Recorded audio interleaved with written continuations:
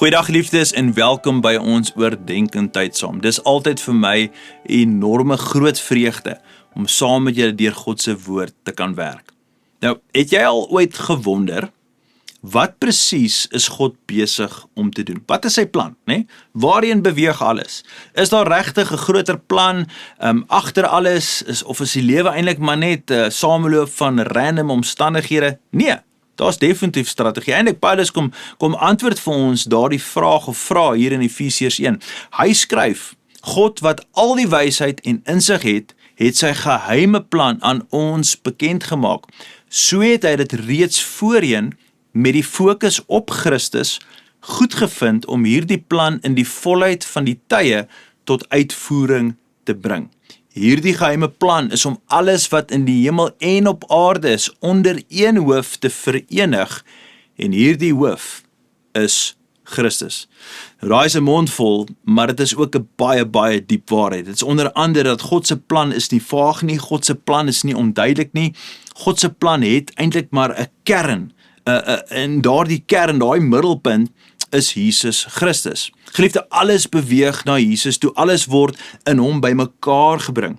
Alles vind sy betekenis eintlik in hom, in Jesus. En dan kom Efesiërs 3, dieselfde brief, dan kom Paulus en hy kom gee vir ons hierdie verstommende insig. Kyk gou wat sê Efesiërs 3 vers 10. Dit was sy doel, dat al die hemelse regeerders en gesagdraers nou deur die kerk moet leer hoe veelsuidig sy wysheid is. So met ander woorde, Efesiërs 3 vers 10 kom leer vir ons, God verheerlik homself deur wie? Deur sy kinders, deur my en jou, deur gelowiges. God maak sy wysheid bekend deur mense wat aan Jesus Christus behoort. God se grootheid word deur ons bestaan gesien wanneer ons aan Jesus verbind leef. Dis hoekom jou en my lewe nie net oor ons gaan nie.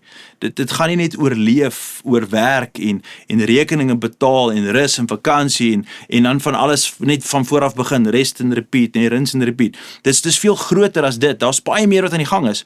Wanneer God jou red, jou vergewe, jou aanneem en met sy Heilige Gees merk, begin jou lewe sy grootheid te weerspieël. Geliefde, kan ek jou vinnig iets vra? Sien jy jouself nog as iemand wat net probeer deurkom, 'n probeerder soos ek baie keer spot en sê, iemand wat net tog kort skiet? Of begin jy jouself sien as deel van God se groot plan in Christus? Want wanneer jy in Jesus leef, dra jou en my lewe, dit dra getuienis. Wanneer jy aan hom vasbly, wys jou bestaan iets van God se heerlikheid. Wanneer jy sy kind is, word sy wysheid, sy storie, dit word sigbaar.